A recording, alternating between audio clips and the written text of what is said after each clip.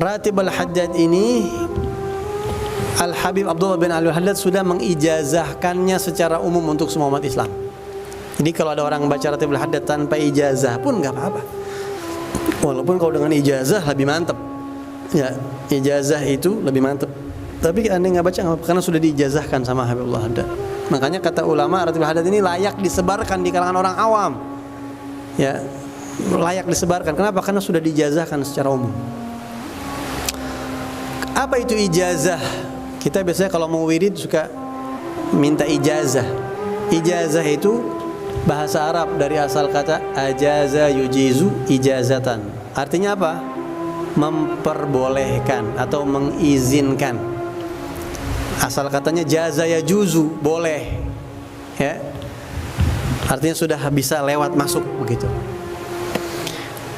Nah, orang yang baca ratib dengan diberikan ijazah atau baca wirid zikir apapun dengan diberikan ijazah, berarti dia seolah-olah sudah mendapatkan izin.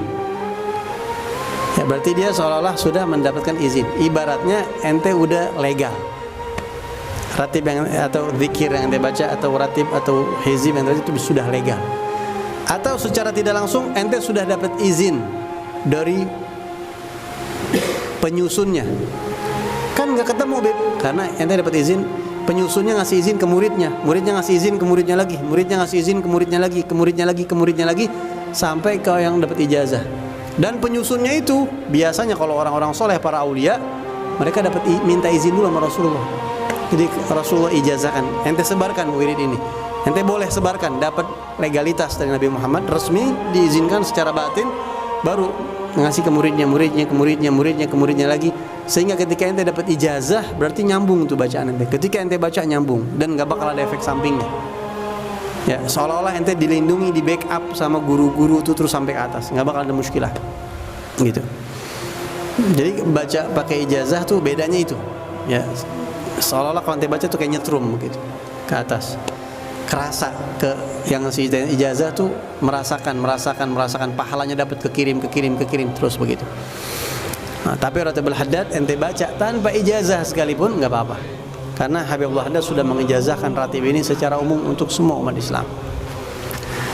Ketika ana datang kepada salah satu guru ana, Al-Habib Ali bin Hasan Baharun, dulu waktu ana awal-awal mondok begitu, ana bilang sama beliau, Habib, ana mau minta ijazah amalan apa aja dari antum.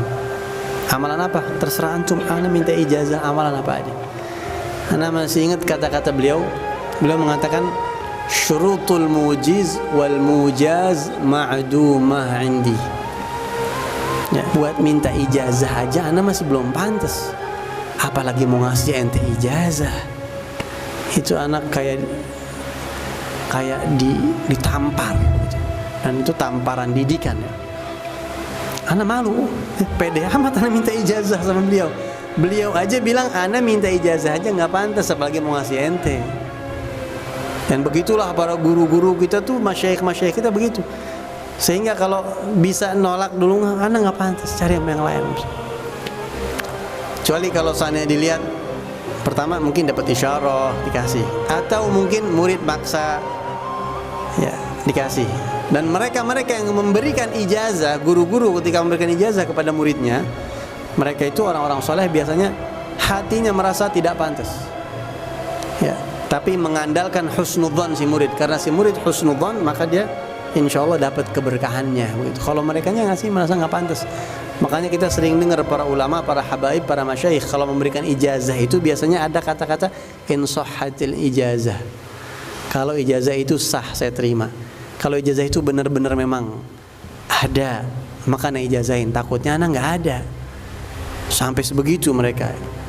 Jadi nggak sembarangan nanti. Ya, nah makanya ketika kita mendapatkan ijazah kita sangat senang, sangat bangga.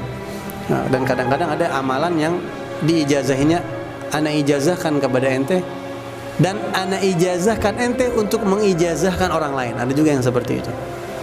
Nah, sehingga kita mengandalkan izin dari guru-guru kita begitu. Ya, dan tujuannya kenapa kita mengijazahkan? Ijazah itu kayak semacam MOU begitu ya, supaya dia ini termotivasi, supaya dia ini bisa istiqomah, supaya dia ini mau ngamalin. Mungkin kan orang lebih semangat begitu.